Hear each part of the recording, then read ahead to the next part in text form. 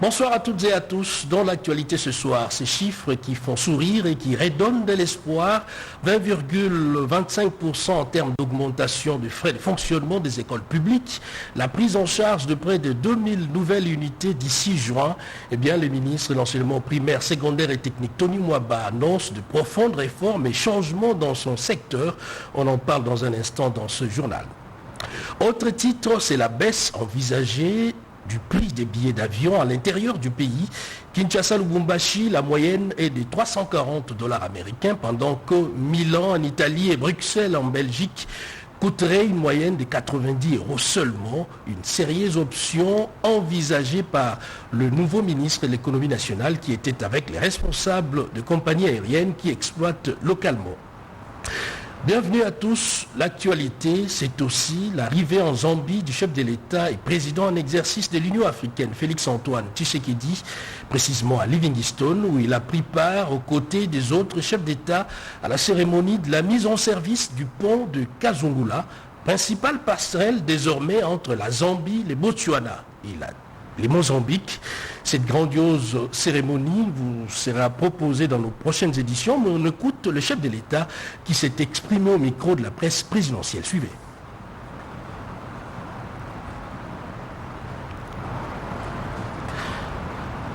Je le disais tout à l'heure, l'actualité c'est aussi l'inauguration du pont de Kazungula, principale passerelle entre la Zambie, le Botswana et le Mozambique.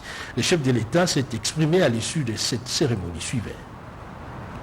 Mr. Felix Antoine Tshisekedi Tshilombo, President of the Democratic Republic of Congo and Chairperson of the African Union, to share the guest of honor's address this afternoon.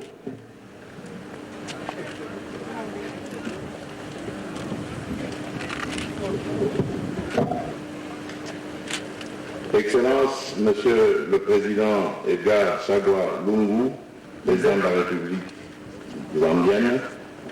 Excellence, Monsieur le Président Mokgweetsi Eric Masisi de la République du Botswana. Excellence, Monsieur le Président Philippe Jacinto Nyusi de la République de Mozambique.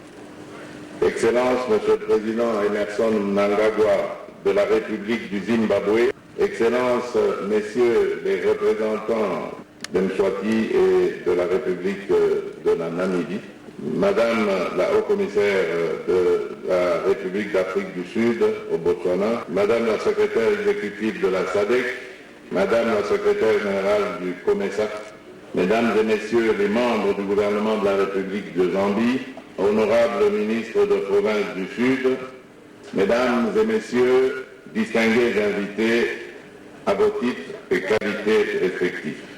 Le pont que nous inaugurons ce jour sur le fleuve Zambèze s'inscrit résolument dans la vision grandiose de l'agenda 2063 de l'Afrique que nous voulons construire et dont l'une des aspirations fondamentales est l'intégration régionale, notamment par la création d'un marché unique africain pour lequel la zone de libre-échange africaine, ZLECAf, plante le cadre institutionnel. Ce gigantesque ouvrage artistique et technique répond à une vision et une stratégie cadre pour le développement des infrastructures à l'échelle régionale et continentale dans les domaines de l'énergie, du transport et des télécommunications. Par ailleurs, ce pont entre la Zambie et le Botswana, avec connexion à d'autres pays de la région, dont la République démocratique du Congo, est une réalisation d'une opportunité singulière, surtout en ce moment où la zone de libre-échange continentale africaine, ZLECAf, est entrée dans sa phase de l'effectivité. Il est un pas décisif dans la réduction du déficit structurel de communication et d'échange sur le continent. En cela, il s'inscrit dans la concrétisation du programme pour le développement des infrastructures de base en Afrique, dit programme PIDA, piloté par la Commission et dont les organes d'exécution sont la Banque africaine de développement et l'agence NEPAD. En effet, il ne peut y avoir d'intégration économique régionale réelle et efficiente, ni de libre circulation des biens et des services sans une intégration et une interconnexion physique du continent et de ses 5 régions. À cet égard, les ponts de cette envergure constituent autant de passerelles entre nos États et nos peuples qu'un facteur de fluidité des activités économiques sans lesquelles rien de durable ne peut être construit pour l'unité et la solidarité africaine et la prospérité de notre continent. Excellences, Messieurs les Présidents et chefs d'État, Mesdames et Messieurs, distingués invités à vos titres et qualités, comme je l'ai affirmé le 6 février 2021 à Addis Abeba en Éthiopie, dans le discours d'acceptation de mon mandat à la tête de l'Union africaine, le démarrage des échanges dans le cadre de la ZLECAf représente un acte d'indépendance économique de l'Afrique. Par cette déclaration, j'ai voulu exprimer ma ferme conviction en notre capacité collective de réaliser les objectifs assignés à la zone de libre-échange continentale.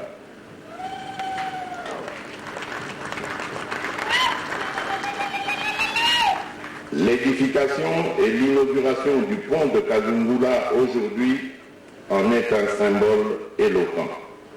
Je ne peux, au nom de l'Union africaine, que féliciter ses promoteurs, leurs excellences, messieurs les présidents de la République de Zambie et celui du Botswana, et nous inviter à nous inspirer de leur bel exemple pour réaliser le rêve des pères fondateurs de l'unité africaine.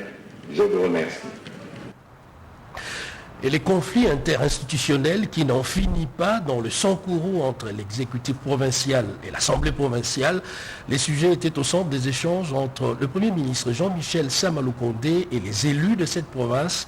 Le chef de l'exécutif national a également reçu le ministre de la Défense pour parler cette fois de l'état des sièges dans le Nord Kivu et l'Ituri. Pati Tondouangou, Marcel Moubenga, Gilles Ompiana et bienvenue Loussala.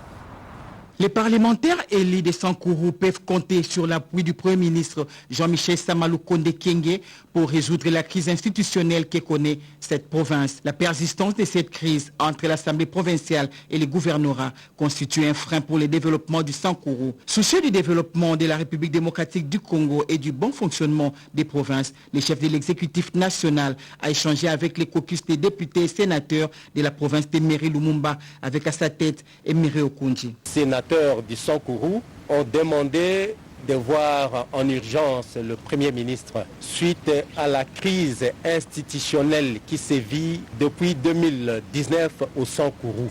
Le Premier ministre nous a promis qu'il va s'y employer pour qu'il y ait une solution urgente et qui soit trouvée. Parce que l'avenir de la province en dépend, le développement de la province en dépend aussi. Ces élus du peuple se sont dit satisfaits de l'oreille attentive que leur a tendue les chefs du gouvernement congolais. Dans un autre décor, le Premier ministre veille au quotidien sur la mise en œuvre effective de l'état des sièges décrété par les chefs de l'État dans les provinces du Nord Kivu et de l'Ituri, raison pour laquelle Jean-Michel Sama Lukonde Kyenge a eu une séance de travail avec le ministre de la Défense nationale, Gilbert Kabanda, et le chef d'état-major général des FARDC. Nous venons d'échanger sur les modalités pratiques, notamment la logistique qui doit être urgemment débloquée pour que les gouverneurs et tout leur personnel qui est affecté à l'état de siège puisse être opérationnel sans entrave. C'est une priorité. Tout le gouvernement en général et en particulier le Premier ministre, le ministre de la Défense qui d'ailleurs est chargé de l'exécution de la mise en œuvre de cet état de siège. Le retour de la paix et de la sécurité dans l'Est de la République démocratique du Congo demeure une priorité pour le gouvernement de l'Union sacrée de la nation. État de siège dans le Nord Kivu et l'Ituri, la population est appelée à soutenir les efforts visant la pacification de l'Est du pays. Et quand on parle population, on voit plus particulièrement celle de 2 provinces citées. Eh bien, le président de la République, Nana Mwanwanina, et les groupes Monseigneur Kataliko s'accordent pour une campagne de veille de conscience. Jacques Kabora. Les populations du Nord Kivu et Ituri doivent communier avec le chef de l'État, Félix-Antoine Tshisekedi Tshilombo, et soutenir l'état de siège pour l'arrêt immédiat des tueries et violences cycliques qui n'ont que trop duré dans ces parties du territoire national. Ces populations sont invitées à se comporter dignement et surtout repousser d'un trait les propos tendant à occasionner l'effusion de sang. La ministre après le président de la République, professeur Nana Manouane Nakumba, avec à ses côtés le groupe Monseigneur Catalico, s'est engagé à une campagne de proximité pour éveiller les consciences et interpeller les populations de ces deux provinces, le Nord Kivu et l'Ituri bien sûr, à se souder les coudes en vue de soutenir la vision du chef de l'État pour le retour d'une paix durable au Nord Kivu et en Ituri. Avec des ONG sur le terrain, des jours comme des nuits, la question de la paix a été analysée avec le regard appuyé sur les actes de violence et des tentatives de déstabilisation de la République démocratique du Congo. Aux filles et fils égarés de ces deux provinces, ils sont appelés à se désolidariser des groupes armés et revenir à la raison. Soutenir les forces armées de la République démocratique du Congo et la police nationale congolaise dans leurs opérations afin de mettre fin à l'insécurité qui sévit dans ces contrées. La paix, rien que la paix, les développement de la... Ils étaient très attendus, le gouverneur du Nord Kivu et celui de l'Ituri, le gouverneur militaire nouvellement nommé par ordonnance présidentielle, ont pris officiellement leurs fonctions.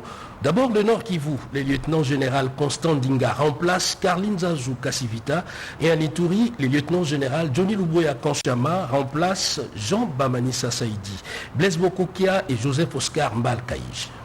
Début d'après-midi de ce lundi 10 mai 2021 que le gouverneur de l'Ituri, le lieutenant-général Johnny Luboya Nkashama et son adjoint, le commissaire divisionnaire Alonga Boni, ont foulé les sols de Bunia, chef-lieu de la province de l'Ituri, en proie à l'insécurité qui ne dit pas son nom. À la faveur de l'état de siège proclamé par le chef de l'État, Félix-Antoine Tshisekedi Tshilombo, ces nouvelles autorités provinciales, militaires et policières ont pour mission de pacifier cette partie de la République et restaurer l'autorité de l'État. L'avènement des autorités militaires suscite beaucoup d'espoir dans les chefs de la population, comme le témoigne cet accueil spontané. Je suis l'homme le plus heureux. Qu'est-ce que la population peut attendre de moi? Voyez seulement comment ils se sont mobilisés ici. Le commandant suprême a vu que la population avait besoin de la sécurité. J'ai eu beaucoup d'informations de Kinshasa. Il y a des gens de mauvaise augure, des oiseaux de mauvaise augure qui sont en train de dire ici, non voilà, attendez seulement, on fait un mois, on cache nos armes, après un mois il va repartir et nous allons reprendre. Jusque quand mes frères? Donc je leur demande de collaborer. Ressortez ces armes-là.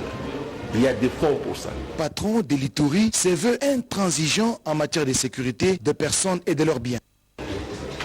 Ne pensez pas que je vais partir dans un mois si vous n'avez pas arrêté. Je serai là. Et ça, je vous dis. Et je serai sans état d'âme. Sans état d'âme. Pour ceux qui veulent bien coopérer, nous allons passer. Nous allons partir avec eux. Nous allons cheminer ensemble. Mais ceux qui ne veulent pas, spécialement les groupes armés étrangers, ils ne sont pas chez eux ici. Ils doivent quitter. Peu après, le gouverneur de l'Ituri, le lieutenant-général Johnny Luboya Nkashama, a tenu sa première réunion du Conseil de sécurité pour de nouvelles stratégies et orientations dans cette zone opérationnelle. Un accueil délirant, c'est le moins que l'on puisse dire du spectacle vécu lors de l'arrivée du gouverneur militaire, le général Constant Makogba, et du vice-gouverneur, le commissaire divisionnaire Roni Ekouka à Goma, chef-lieu de la province du Nord Kivu. Outre les honneurs militaires à l'aéroport de Goma, le nouveau chef de l'exécutif provincial, dans un contexte particulier, dans le Nord Kivu, sous un état de siège, a eu l'occasion de découvrir toute la notabilité nord-kivusienne venue, elle aussi, saluer son arrivée dans une province déchirée par les affres des affrontements armés imposés illégalement aux pauvres innocents. Karli Nzazi Kassivita, les gouverneurs sortants et les gouverneurs militaires Constant Duma ont pris la direction du gouvernorat pour la cérémonie de remise et reprise. Tout est parti d'un échange fructueux entre les deux personnalités pour évoquer les sujets pour le moins importants qui touchent la province, ce avant de rejoindre la grande salle pour suivre les procès verbal de cette importante cérémonie où les questions touchant les différents secteurs de la vie du Nord Kivu ont été évoquées par le directeur de cabinet du gouverneur sortant. Ce dernier a rappelé à l'assistance les 3 ordonnances présidentielles portant respectivement investiture du gouverneur et du vice-gouverneur signées le 22 juin 2019, proclamation de l'état de siège du 3 mai 2021 et nomination des membres du gouvernement provincial et militaire du Nord Kivu et de l'Ituri. Carline Zazi Kassivita et Constant Ndima Kogba ont procédé à la remise et reprise en apposant leur signature en bas du document sanctionnant ainsi la passation du pouvoir aux militaires de diriger la province du Nord Kivu pendant une période bien déterminée. Les symboles du pouvoir comme les sceaux de la province, les clés du bureau et les clés de contact de la Jeep officielle ont été remis à l'entrant. Bien avant de s'adresser à la presse, les entrants et les sortants, gouverneurs et vice-gouverneurs, ont pris officiellement possession de leur bureau tout en remerciant vivement le chef de l'État Félix-Antoine Tshisekedi Tshilombo pour sa vision claire sur le rétablissement de la paix et la restauration de l'autorité de l'État dans la province du Nord Kivu. Tout sera mis en œuvre pour que la population locale respire l'air de la paix tant à Beni que dans d'autres contrées dans cette partie du territoire national. Ils étaient près d'1 million connectés par visioconférence pour prendre part au 6e rallye de l'espoir qui se tient d'habitude en Corée du Sud et qui évoque des questions de paix dans le monde. Et dans cette recherche effrénée de la paix, un réseau mondial de 2000 experts a été mis en place. D'autres explications dans ces commentaires dans l'Mbikaï. Suivez. Think Tank 2022, c'est la dénomination du réseau de plus de 2000 experts et leaders du monde, issus d'un large éventail de domaines consacrés à la recherche des solutions aux défis les plus critiques du monde. C'est l'ancien secrétaire général de l'ONU, Ban Ki-moon, qui va présider à la destinée de ce groupe de travail qui a pour mission de soutenir les efforts des organisations gouvernementales engagées dans la consolidation de la paix. La résolution lançant ce projet était signée au cours de ces rallyes pour la paix par la présidente de la Fédération pour la paix universelle, Dr Ak Jak-moon, que tous les participants ont félicité pour son engagement dans la recherche de la paix dans la péninsule coréenne. En tant que dirigeants du monde entier qui chérissent le valeur de la démocratie et de la justice, je vous encourage à continuer à s'aimer les grains de la paix. Ainsi, nous récolterons la moisson de la paix pour l'humanité, a déclaré Mike Pence, ancien vice-président des États-Unis d'Amérique. Depuis l'Afrique, le président des Zanzibar, le docteur Hussein Ali Mouni, a rappelé que les Africains ont participé à la guerre des Corées et qu'ils aspirent à la paix dans la péninsule coréenne. Les gouvernements ont échoué parce qu'ils n'ont pas pu aller au-delà de leur bureaucratie et leur père, a déclaré un ancien président des chambres des représentants des États-Unis. Au sujet de Covid-19, Sarah Gilbert, co-développeur des vaccins AstraZeneca, a fait savoir que les États riches gagneraient à amener les vaccins contre le Covid-19 dans tous les coins du monde car il faut vacciner le maximum de personnes pour éradiquer le virus. J'en parlais tout à l'heure dans le titre, baisse des frais aériens, baisse du coût des billets d'avion au niveau local. Eh bien, le ministre de l'économie nationale, Jean-Marie Kalumba, y tient et il a fait savoir aux responsables des compagnies aériennes qui exploitent localement. Les patrons de l'économie nationale étaient également avec les patronats congolais de la Fédération des entreprises du Congo. Sandra Nyangi Tabou nous en dit un peu plus dans ce reportage. C'est un ministre de l'économie détendu qui prend la parole devant les membres de la Fédération des entreprises du Congo FEC qu'il considère comme des partenaires du gouvernement et ce partenariat ne doit souffrir d'aucune crise de confiance. Le patron de l'économie avait en face de lui les patrons des entreprises à qui il a donné sa vision à court, à moyen et à long terme dans ce secteur. Jean-Marie Kalumba Youma s'engage à protéger l'industrie locale, à lutter contre l'insécurité dont sont victimes les routiers sur la nationale numéro 1, mais aussi et surtout à se pencher sur la loi concernant le petit commerce réservé exclusivement aux nationaux. Un motif de satisfaction pour la FEC, Madame Eliane Moukeni, vice-présidente, s'exprime en ce terme. Il attend de nous une collaboration, une très franche collaboration. Il attend de nous un climat de confiance. Et nous, de notre côté, nous avons effectivement présenté quelques soucis, quelques préoccupations des opérateurs économiques membres de la FEC. Comment donner un coup de marteau sur le prix du transport aérien en République démocratique du Congo? Hier, expert au ministère de l'économie nationale, aujourd'hui ministre, Jean-Marie Kalumba Yuma a échangé avec les responsables des compagnies aériennes et l'autorité d'aviation civile sur comment révisiter et nettoyer la structure de prix afin d'arriver à la réalité des chiffres. Des discussions sont donc lancées. Les experts des transporteurs aériens vont discuter de la proposition qui a été faite et le jeudi dans les après-midi nous allons nous retrouver pour échanger. À l'issue de ces discussions, nous pensons que la vérité des prix sera au rendez-vous.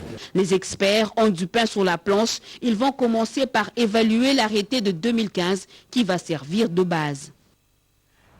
Congo bio-végétal dans les jours à venir, un géant dans l'agro-industrie, c'est aussi une initiative congolaise dans le contexte de la zone des libres-échanges continentale africaine.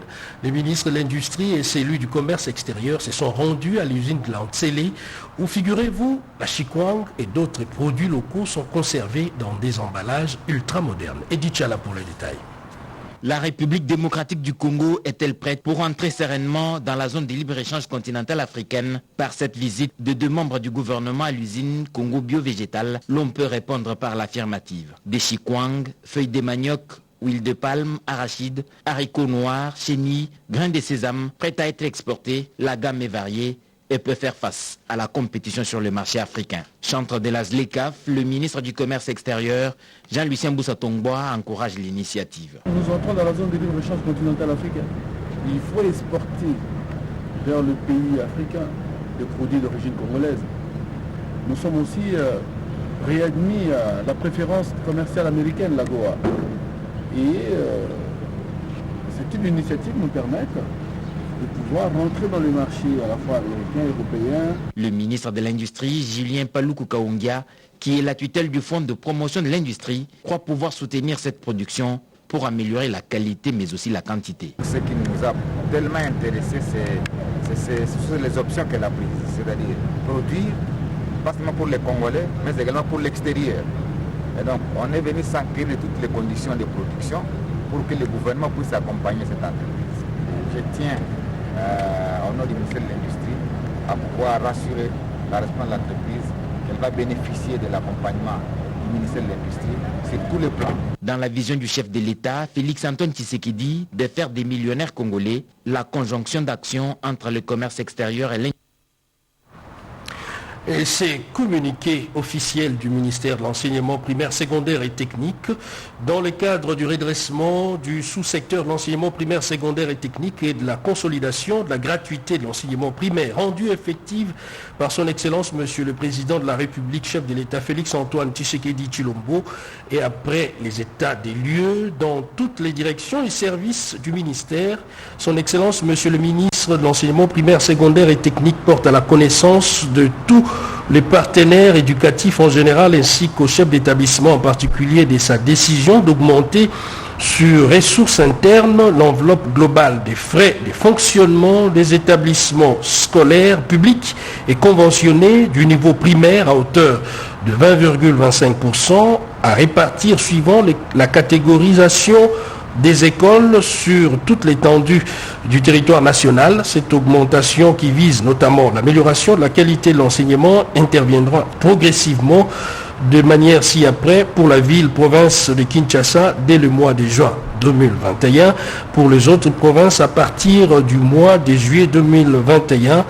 Un communiqué officiel signé professeur Tony Mwaba Kazadi, ministre de l'enseignement primaire, secondaire et technique. On va y revenir en image également dans ce journal dans un instant. La RDC, grenier de l'Afrique centrale, l'ONAPAC, l'Office national des produits agricoles, aujourd'hui l'ombre de lui-même, a joué un grand rôle. Le ministre de l'Agriculture, Désiré Zinga, s'est rendu sur place pour se rendre compte des conditions de travail. D'autres précisions dans ses commentaires.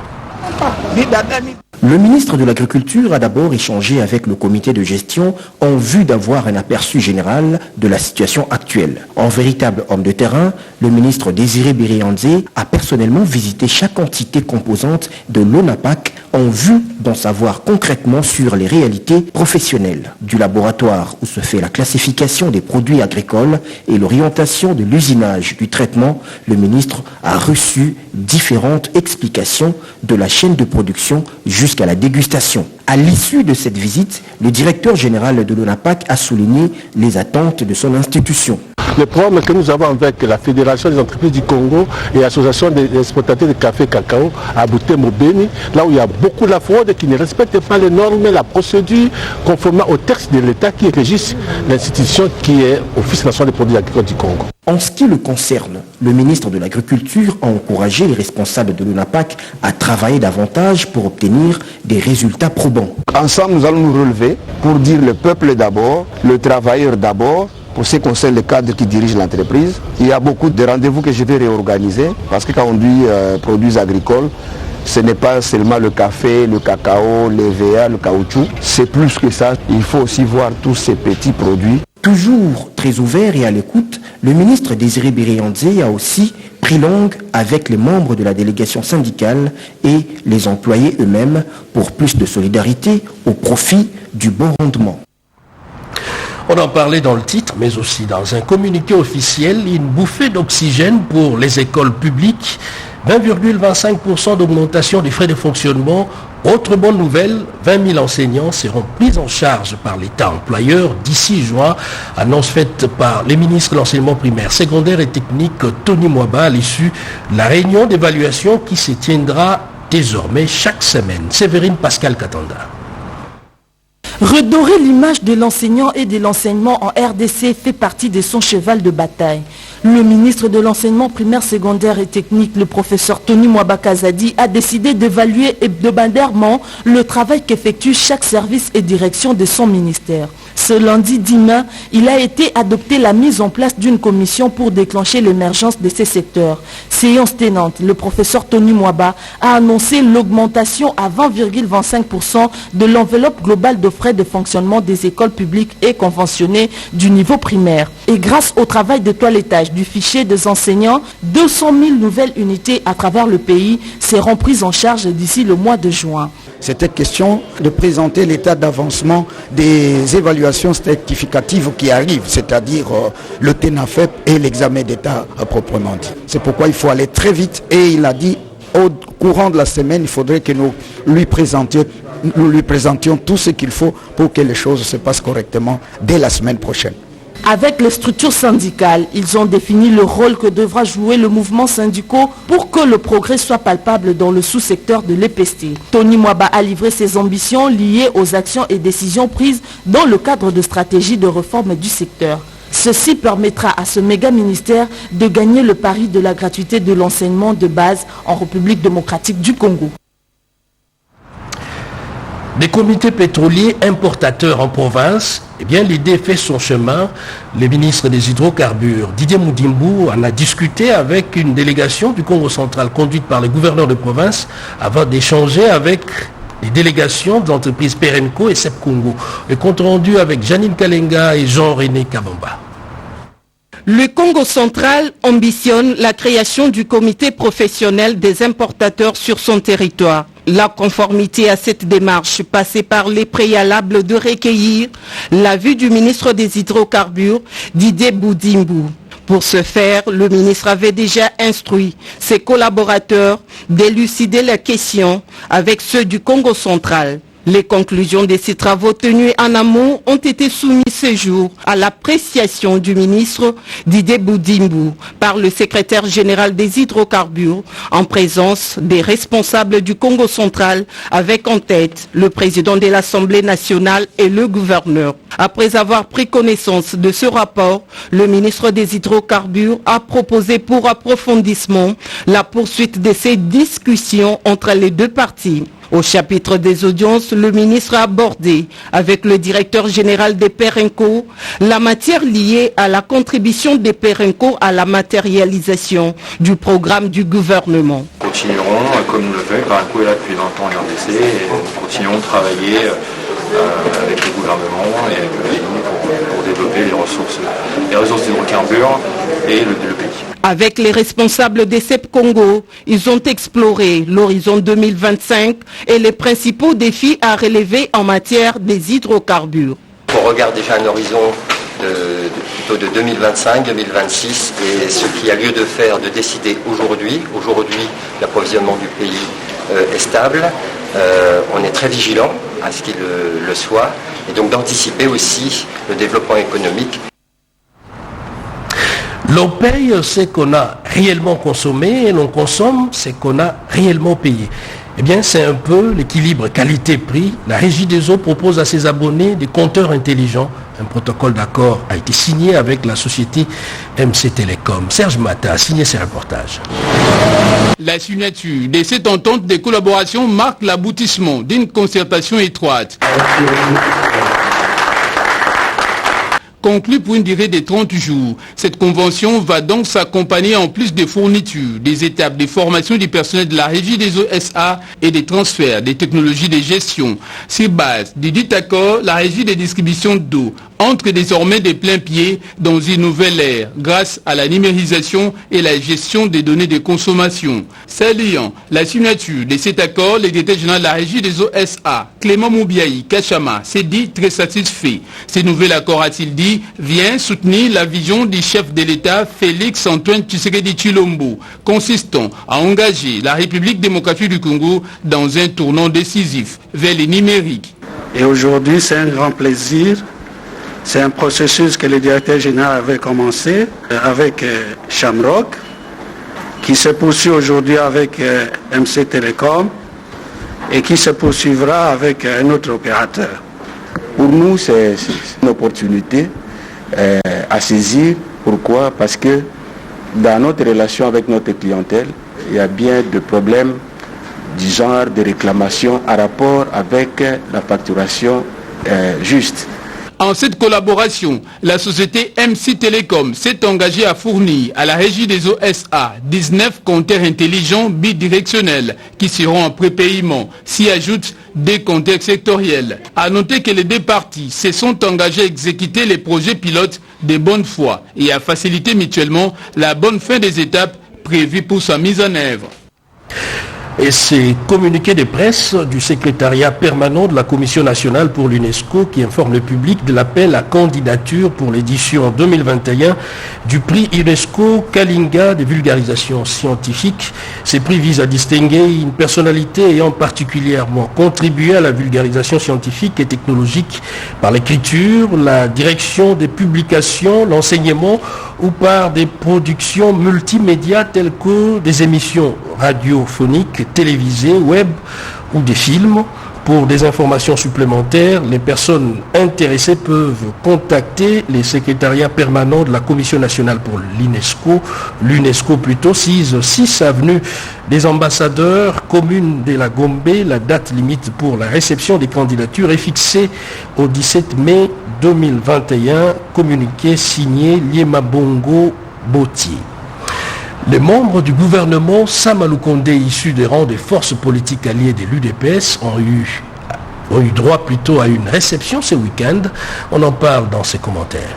Les forces politiques et alliées de l'UDPS FPAI en sigle ont célébré avec joie ce dimanche 9 mai 2021 les lairs ayant été nommés ministres au sein du gouvernement Sama Lukonde. Il s'agit de son Excellence Didier Bidimbu, ministre des hydrocarbures, et de son Excellence Élisée Bokounoanoa, vice-ministre au budget, qui ont bénéficié les privilèges du président de la République, son Excellence Félix Antoine Tshisekedi Tshilombo, et l'ont ensuite remercié par l'entremise du patriarche Kitengeye Zosana d'avoir jeté son dévolu auprès de leurs camarades. Occasion pour les coordonnateurs de cette plateforme, Laura Batoumona, de les exhorter à mieux se comporter au travers les actions qu'ils auront à mener au sein du gouvernement dit des Warriors et de travailler en synergie afin de matérialiser la vision du chef de l'État, mettre l'homme au centre de ses actions.